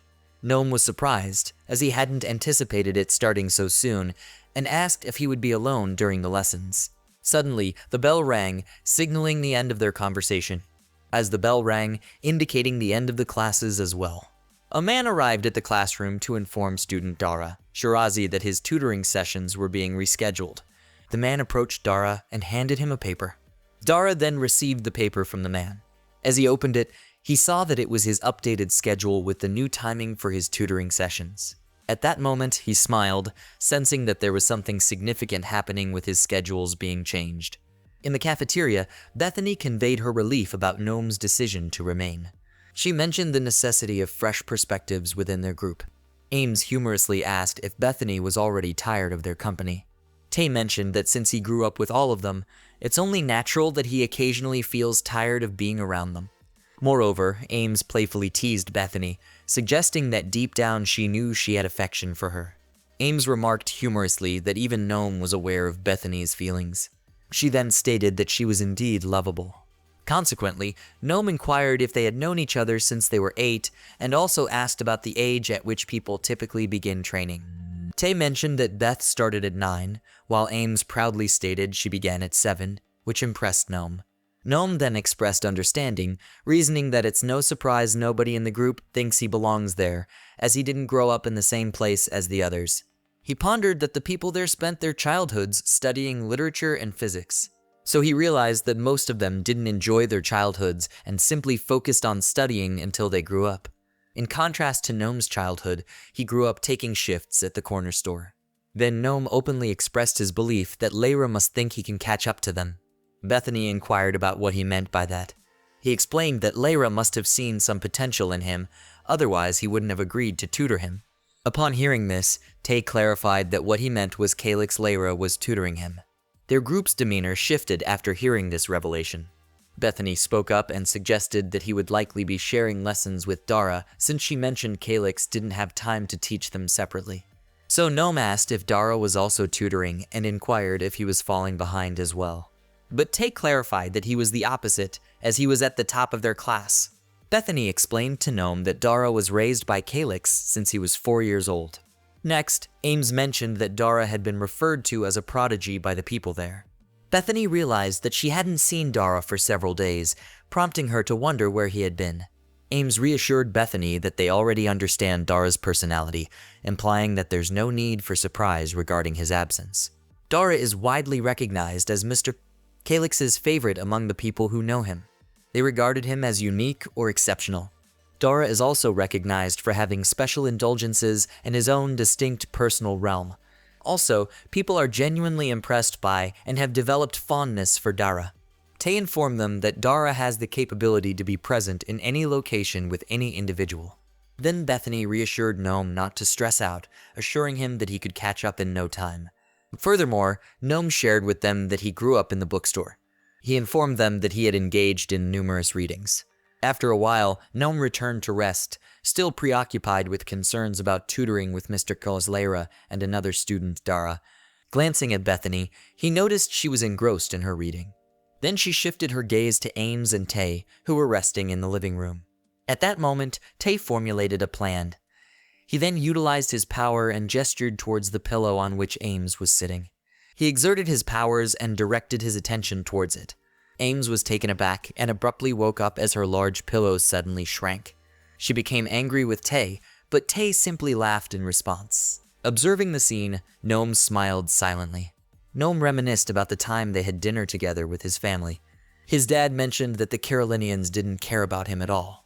Gnome didn't fully understand it at the time since he was still a child, but his dad advised him to remember it.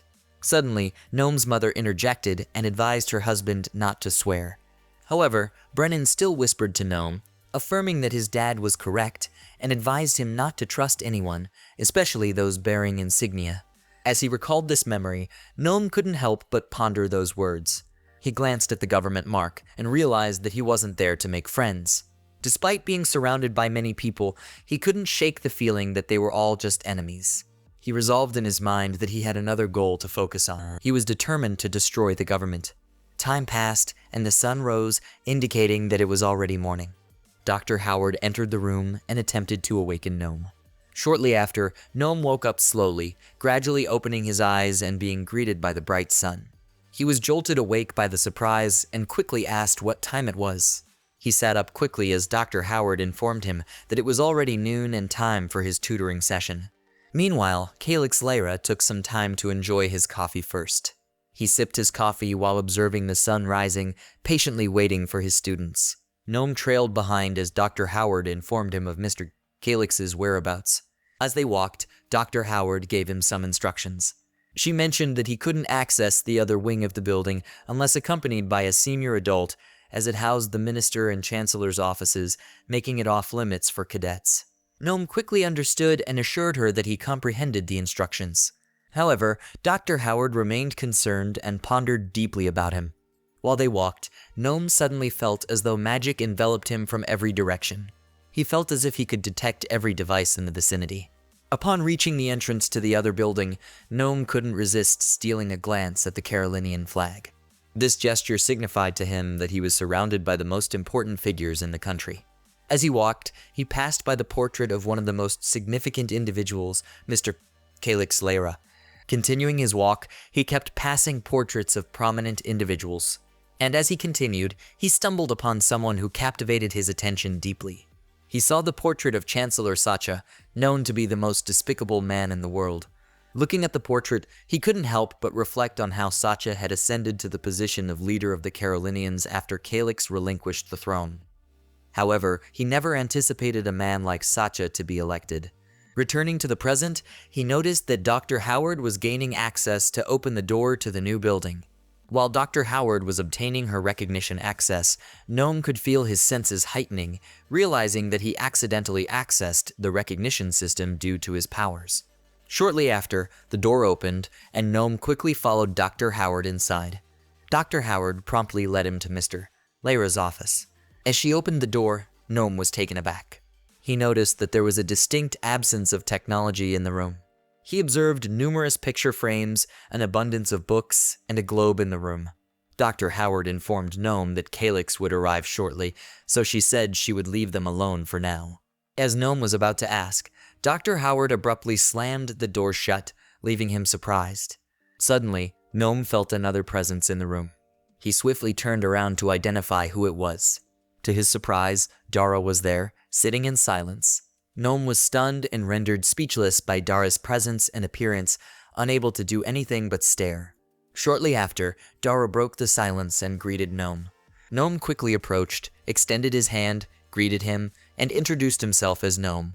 Dara then clarified that he was the Dara Gnome had heard about. However, Dara didn't shake Gnome's hands. So Gnome withdrew his hand and asked if there was somewhere he should put his bag. Then Dara instructed him where to place it. Gnome smiled and expressed gratitude to Dara after she informed him of the location. He swiftly placed his bag on the chair. Following that, he started to survey the room and examine each item on display. As he observed some photographs, he came across one featuring Kix during his childhood, with a boy standing beside him. While examining it, he found himself unable to shift his gaze away from Dara. While observing him, he noticed a bruise-like mark on his forehead. But suddenly, Dara glanced at him, prompting him to realize that Gnome was looking at him. Gnome was rendered speechless, unable to find the right words to explain. Shortly after, Dara turned the book he had been reading. As he turned its page and resumed reading, leaning back on the sofa. Surprisingly, Gnome noticed that he was familiar with the book Dara was reading. But even though he mentioned that he was familiar with it, Dara didn't even look at him and simply ignored his comment. Gnome felt irritated and thought to himself what an asshole Dara was. Shortly after, the door opened. It was their tutor, Kix Lehrer. Gnome greeted him quickly, while Dara remained seated. Kix instructed Gnome to relax. While Kix talked to Gnome, Dara remained silent and observed them both. Gnome informed Kix that he had easily found the place with the help of Dr. Howard. However, Kix noticed that Dara's demeanor had changed.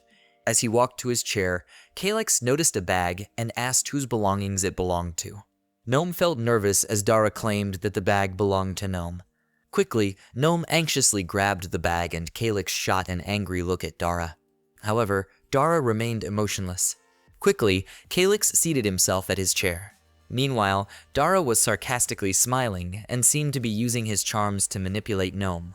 Gnome felt a strange sensation at that moment and sensed that something strange was happening. But then Kix spoke up, guessing that Gnome and Dara had become acquainted by now.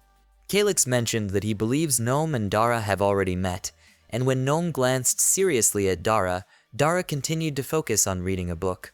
Kix gave a book to Gnome and informed him that for their tutoring session that day, he would only need to focus on reading.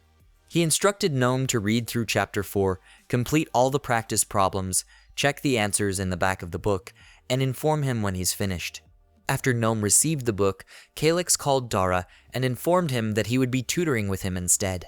When Dara and Gnome crossed paths, Gnome couldn't help but feel that tutoring with Mr. Lehrer wasn't what he had imagined it to be. Nevertheless, he complied and simply reasoned that Kix was the main reason he attended that school. Suddenly, someone caught Gnome's attention unexpectedly. Mr. Lehrer lit up a cigarette, grabbing Gnome's attention. Shortly after, Kix instructed Dara to show him what he had practiced so far. Quickly, Dara stood in front of Kix, assuming a position. Dara glanced at the table and prepared himself for what he needed to do. On the table, there was an empty space. Gnome couldn't help but look and became distracted from his reading, wondering what Dara was about to do. He wondered what he would be doing since there was nothing on the table. Continuing, Kix told Dara that he could use gestures if necessary. Quickly, Dara placed his palm on top of the table. And suddenly, a green apple materialized out of nowhere. This surprising turn of events left Gnome speechless and caused him to stop doing what he was instructed to do. Furthermore, Gnome continued to observe as Dara held the apple. Gnome discreetly glanced behind the book to ensure Kix didn't catch him watching. At that moment, he wondered what Dara would do next with the apple. While Dara performed magic with the apple, Kix and Gnome watched in anticipation. Slowly, the apple touched by Dara's hands began to turn red. And in an instant, it completely turned red. The once green apple transformed into a ripe red apple. Kix complimented him for his accomplishment, but he asked Dara how complete the illusion of the apple was and if it was merely an aesthetic change. Dara grabbed the apple and decided to demonstrate to Kix that what he had created was substantial rather than just an illusion. Before attempting to show Kix the substance of what he had created, Dara first inspected the apple closely. Dara wasted no time and bit into the apple, causing it to produce a satisfying crunch as if it were genuinely real. As Dara took a bite of the apple, its juice trickled out and dripped from his hands. With a grin, he informed Kix that the apple was delicious and playfully tossed it to him, encouraging him to try it for himself. Kix caught the apple, feeling its weight and texture as if it were real. Impressed, he complimented Dara, acknowledging that what he had done was quite impressive.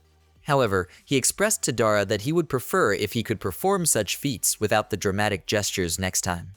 In a flash, the illusion of the apple gradually faded away, leaving behind only the memory of its taste and texture. Kix imparted a valuable lesson to Dara, emphasizing that relying on shortcuts, especially when trying to deceive someone who anticipates magic, wouldn't always be an option. Upon hearing this, Gnome was inspired to adopt the same mindset and approach as Kix, understanding the importance of relying on genuine skill and substance rather than relying on illusions or crutches. He pondered whether his ability to perform such feats depended on his knowledge of specific subjects.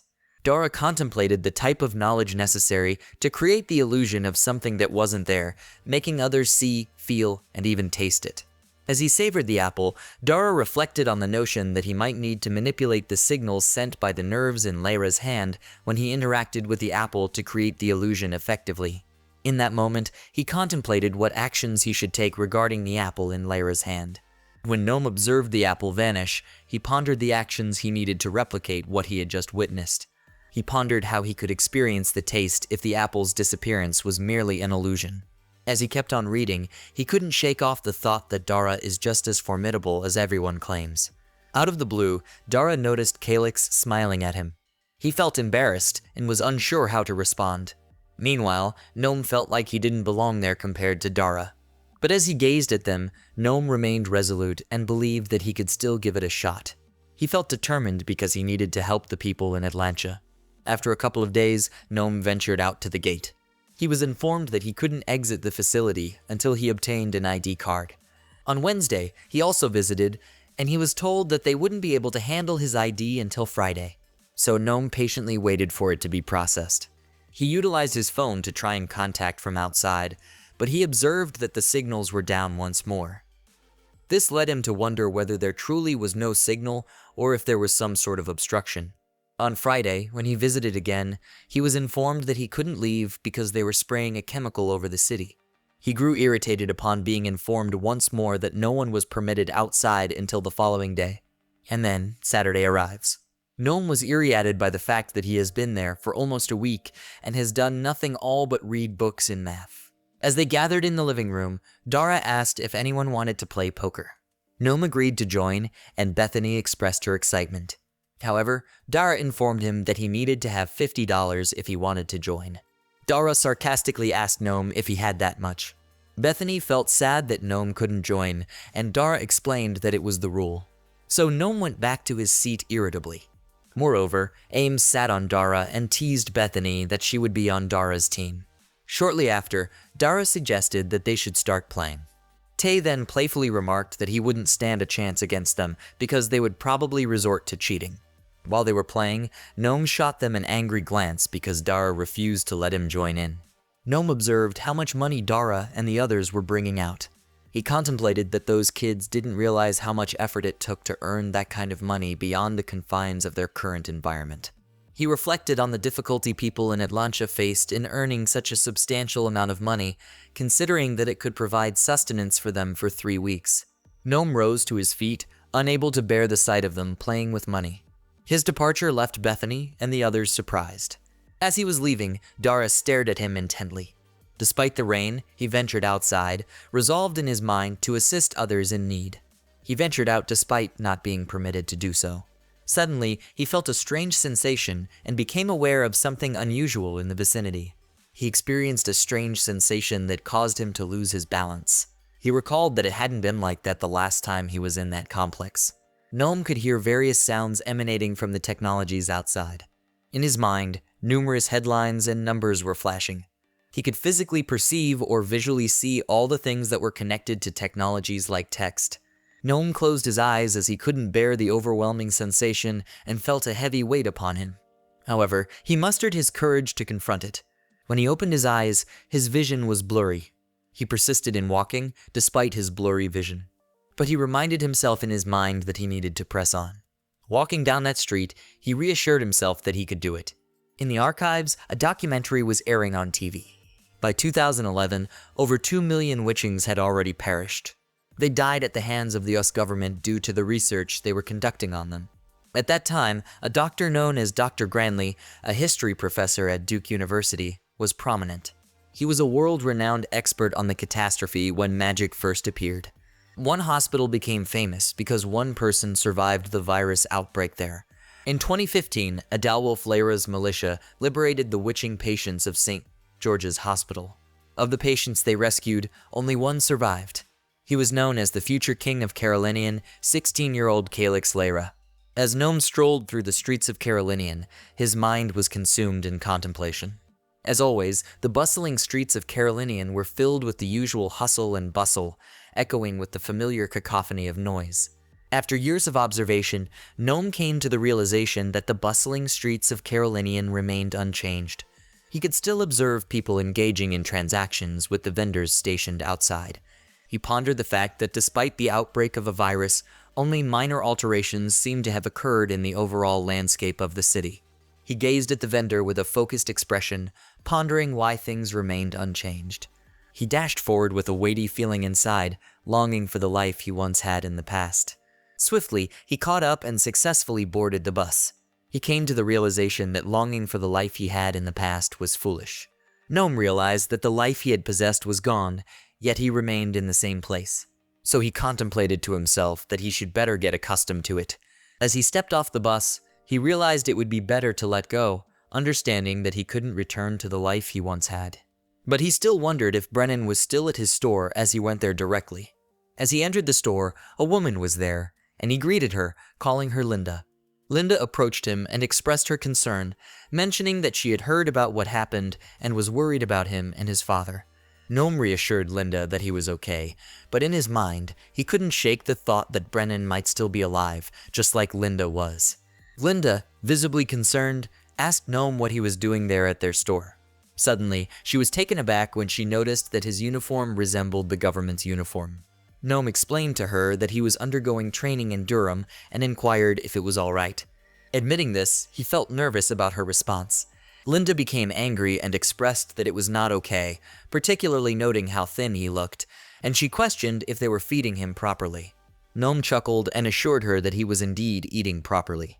They caught up, and Linda understood that Gnome was still recovering, but he assured her that he was all right. Then Gnome explained that he had come to the store because he wanted to see Brennan. To his relief, Linda revealed that Brennan was still alive. Excited to hear that Brennan was alive, Gnome eagerly expressed his desire to see him right away. Then Brennan emerged from the room, and Gnome was filled with excitement to see him. As Brennan stepped out the door, he was taken aback to see Gnome. Quickly, Gnome sprinted towards him and enveloped him in a hug. However, Brennan's behavior was strange. He pushed Gnome away slightly and seemed hesitant to hug him back. He withdrew from the embrace and informed him that they needed to talk in his office, which left Gnome feeling confused. Feeling perplexed, Gnome didn't know how to react as Brennan's actions caught him off guard. In the office, Brennan expressed his sorrow over what had happened to Gnome's dad. As Gnome remarked that Brennan wasn't speaking like his dad's best friend, Brennan approached him. Then Brennan noticed that Gnome was wearing the government's uniform. Gnome explained to him that he has a better life now, revealing that he was a witching now. Brennan informed Gnome that he had already heard about it. Then Gnome conveyed to Brennan that he wanted to assist them, emphasizing that just because the government owned his magic didn't mean they owned him as well. He admitted that he wasn't working for Chancellor Sasha, and was actually collaborating more with Minister Lehrer. Brennan was taken aback and didn't know how to respond when Gnome mentioned that Mr. Lehrer was tutoring him. Suddenly, Brennan told Gnome that he shouldn't be there and instructed him to go back to the government complex, which angered Gnome. Brennan remarked that it was similar to what he had said earlier about being a witching now. He conveyed to Gnome that he should be with his own kind. Without hesitation, Brennan opened the door, telling Gnome to leave.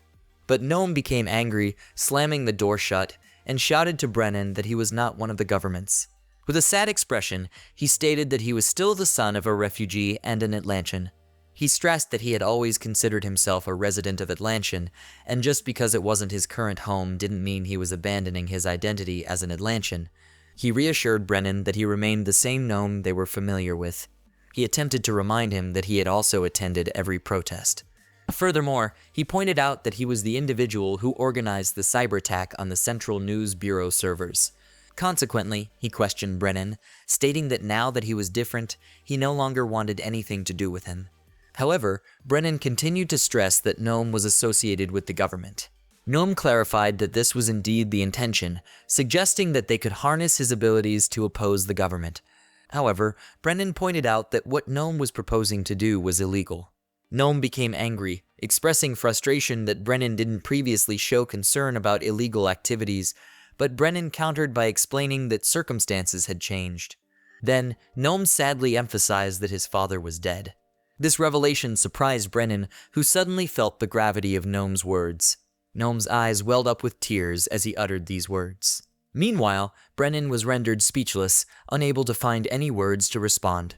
As Gnome left, Brennan cried, finally allowing the weight of his emotions to overwhelm him. Gnome wandered the streets, consumed by anger at Brennan's perception of him now. He crossed into streets where entry was prohibited. As he continued walking, he pondered in his mind what steps he should take next. He concluded that it didn't matter what Brennan thought, as he simply had to proceed with his plan to break into the government complex.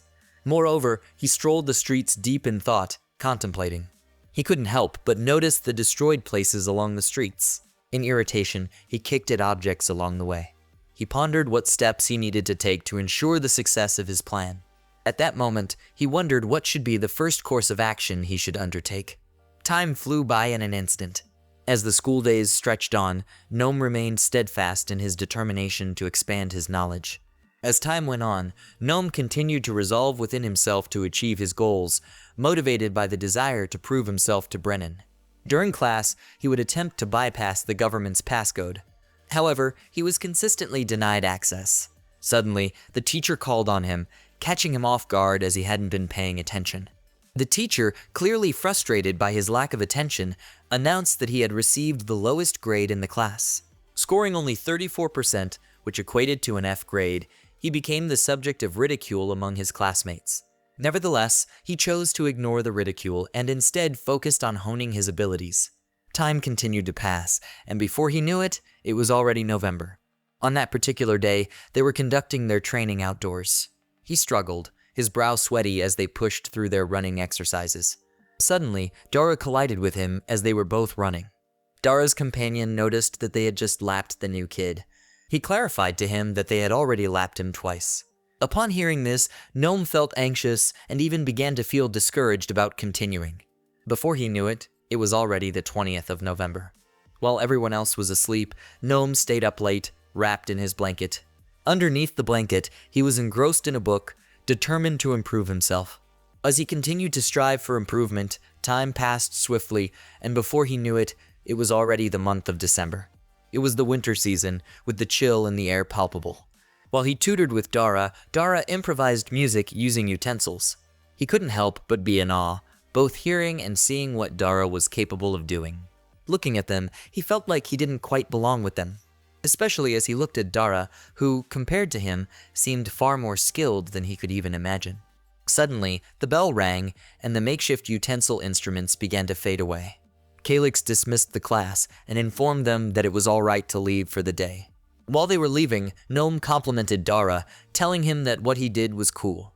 But Dara ignored him and simply walked past, leaving Gnome to wonder if Dara ever considered continuing their special lessons with Kix. Growing irritated, he unconsciously raised his middle finger in frustration. However, Kix noticed his gesture and called his attention to it. He slowly put his hand down, feeling embarrassed by his action. As Kix smoked, he asked Gnome if he was getting bored of reading books. Gnome admitted that he was, and asked why he had to do it. He expressed feeling worse, especially since he was the only person in level 4 who couldn't use his powers. Hearing this, Kix was quite surprised. He told Gnome that he would be using powers shortly, so Gnome was excited and asked if he was going to teach him. But Kix said that Colonel Swenson would be the one teaching him. Gnome was confused and looked at Kix, wondering why Swenson was the one who would be teaching him. He remembered that Colonel Swenson had told him they would not meet again. In a brief moment, Kix extinguished his cigarette. As Kix was preparing to depart, Gnome remained perplexed. However, Gnome reached out and grabbed Kix's shoulder, urging him to wait. Turning around, Kix was about to say something to Gnome. He explained to Gnome that sometimes people manipulate us into doing things that make them appear cruel. He stressed that although Gnome might not comprehend it at the moment, by collaborating with Colonel Swenson, he could potentially unlock his full capabilities. Afterward, he inquired what Gnome thought about his statement. After a moment of contemplation, Gnome agreed with Kix's words and assured him that he would indeed follow through with it. As Kix exited, he affirmed to Gnome that he had made the correct decision. Outside, the winter landscape was visible, presenting a cold yet captivating beauty. That day, Colonel Swenson and Gnome held a meeting before their lessons began. Gnome informed Colonel Swenson to proceed with the assumption that he was less interested. Colonel Swenson handed him a laptop and stated that he would be learning 4 new programming languages. Shortly after, Gnome headed to the library to inspect the new laptop, only to overhear people gossiping about him. He turned around to identify the individuals as they continued to discuss him. The people ceased their gossiping when he cast his gaze upon them. Distracted by the incident, he returned to his room and wrapped himself in a blanket with his laptop. As he gazed at the screen, he observed all the codes without even needing to use the keyboard. Gnome examined it closely. He was amazed by all the codes displayed on the screen, but as he continued, his vision began to blur. He closed the laptop, feeling disheartened and thinking that he couldn't do it. Returning to the previous encounter, Colonel Swenson persisted in his pursuit of Gnome. He acknowledged to Gnome that he understands why magic works. Gnome grew irritated by Swenson's persistent pursuit and expressed frustration, stating that he wouldn't understand unless he was taught.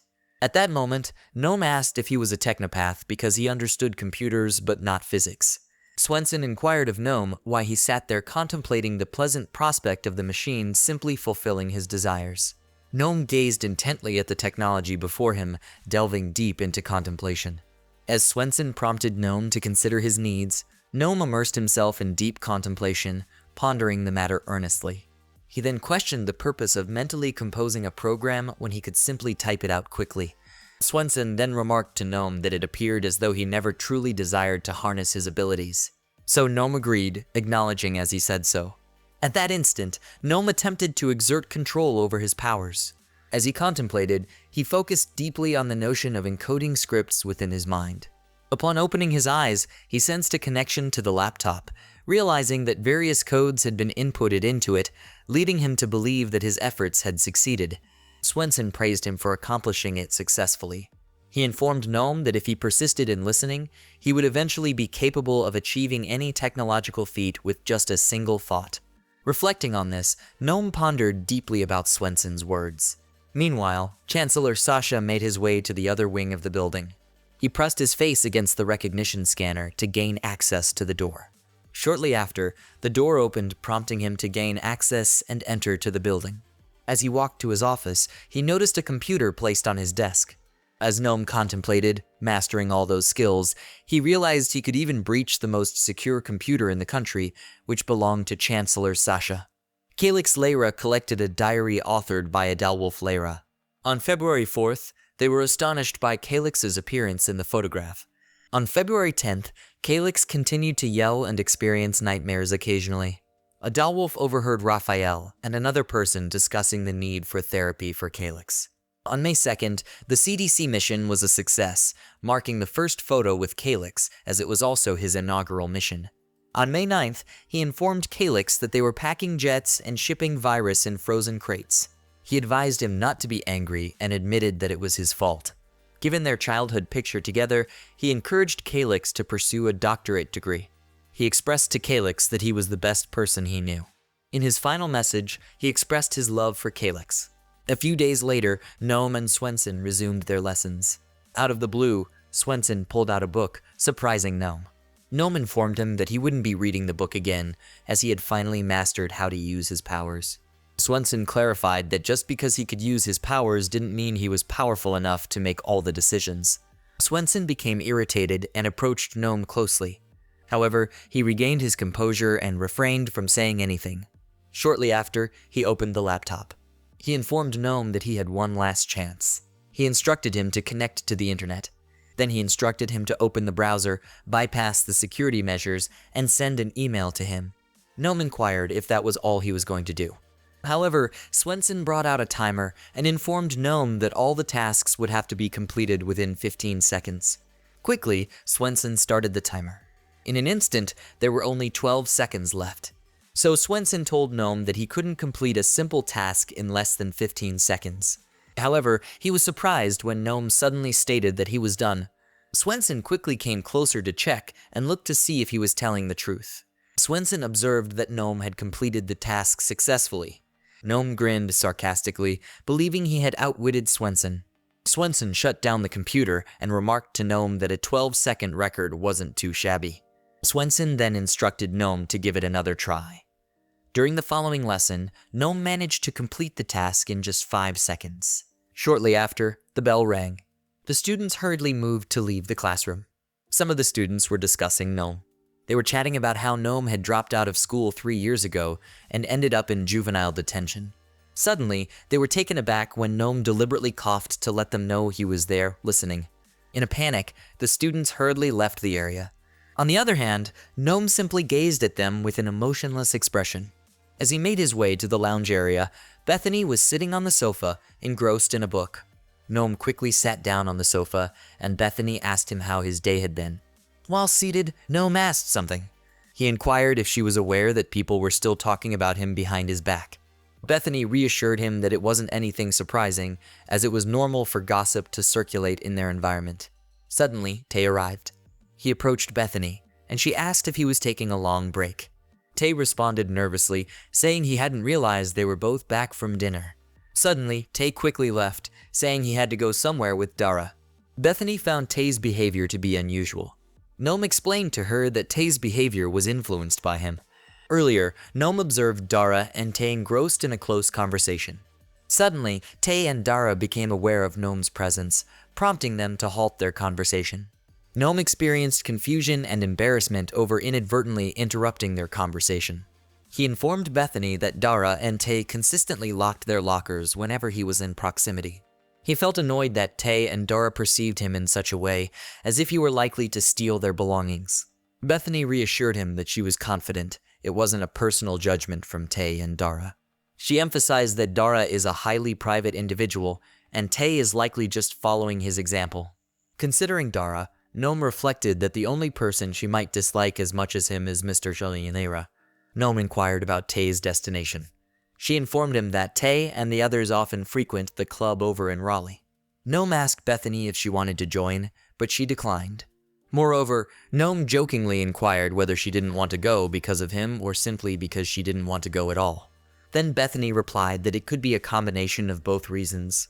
Furthermore, they both remained silent, each engrossed in their own reading, with only the night lamp casting its glow. Gnome and Bethany were silent as they immersed themselves in their respective books. However, Gnome couldn't resist initiating a conversation. He caught Bethany's attention, prompting her to inquire what he wanted to discuss.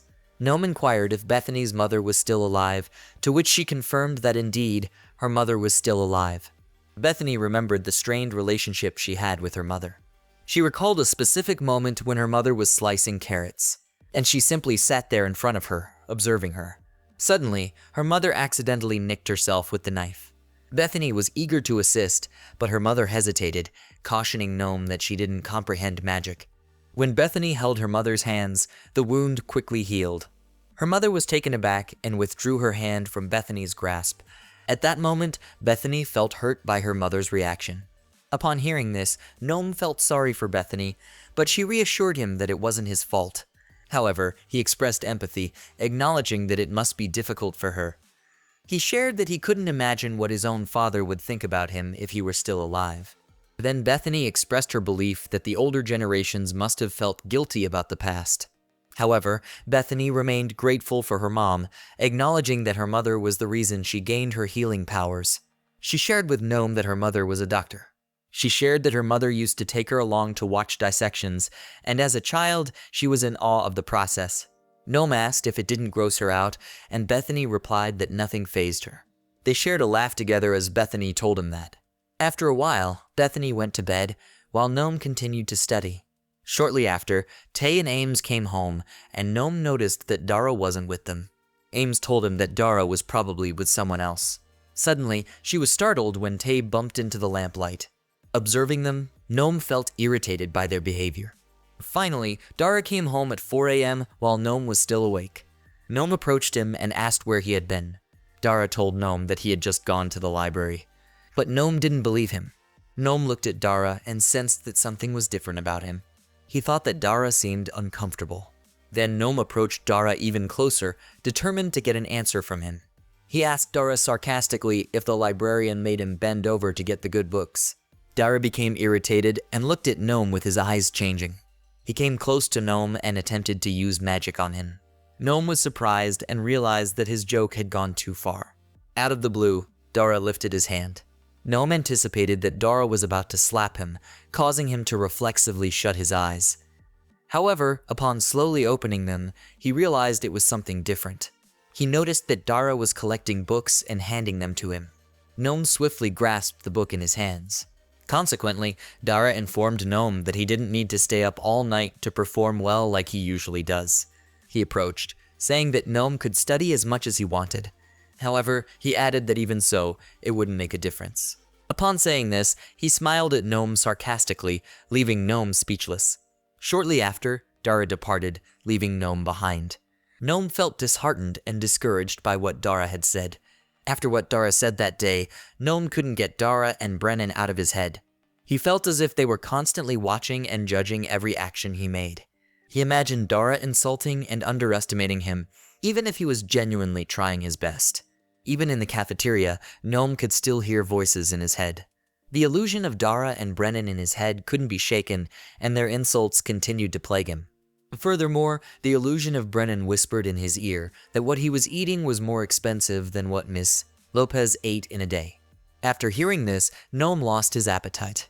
Nightfall arrived shortly after, and as Gnome lay in bed, the images of Dara and Brennan lingered beside him, their presence like lingering illusions. He continued to hear their voices accusing him of being a traitor. Frustrated, he decided he had had enough and attempted to banish the illusions of them from his mind. As the illusions faded away, Gnome felt a surge of anxiety wash over him, his breaths becoming heavy. The next day, as he strolled through the hallways, he overheard someone speaking on the phone. The man's voice resonated with anger as he berated the person on the other end, accusing them of incompetence. As Gnome walked past, he couldn't help but overhear their conversation. Suddenly, he pondered if he could use his powers to eavesdrop on their conversation without being detected.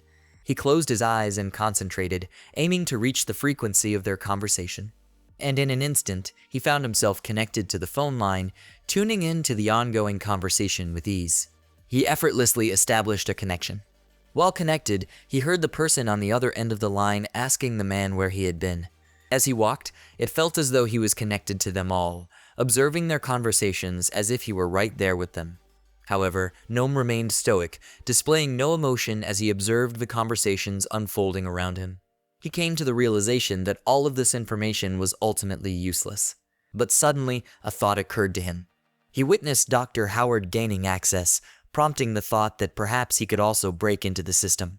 Quickly, he attempted to connect to the system. As he navigated through the system, he felt he was getting closer to his goal. He closed his eyes, sensing that he was nearing his target with each passing moment.